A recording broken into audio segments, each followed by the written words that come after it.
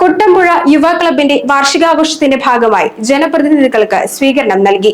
കൈകൊട്ടിക്കളി മത്സരവും ഉണ്ടായിരുന്നു. കുട്ടമ്പുഴ യുവ ക്ലബിന്റെ ആഭിമുഖ്യത്തിൽ ജനപ്രതിനിധികൾക്ക് സ്വീകരണം നൽകുന്നതിനായി സംഘടിപ്പിച്ച സമ്മേളനം ഗ്രാമപഞ്ചായത്ത് വൈസ് പ്രസിഡന്റ് എൽദോസ് ബേബി ഉദ്ഘാടനം ചെയ്തു.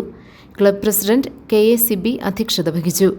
ബിൻസി മോഹൻ, കാന്തി വെള്ളക്കയ്യൻ, അരുൺ ചന്ദ്രൻ, ശ്രീജിത്ത് ശിവൻ, കവിത Gopakumar, Bindu Rajendran, Arunima Vineesh, KS Sanoj, EK Joshi, KP Saji തുടങ്ങിയവർ പ്രസംഗിച്ചു. കൈകൊട്ടിക്കളി മത്സരത്തിൽ നിരവധി ടീമുകൾ പങ്കെടുത്തു. കൊമ്പനാട് ശിവശക്തിയാണ് ജേതാക്കളായത്.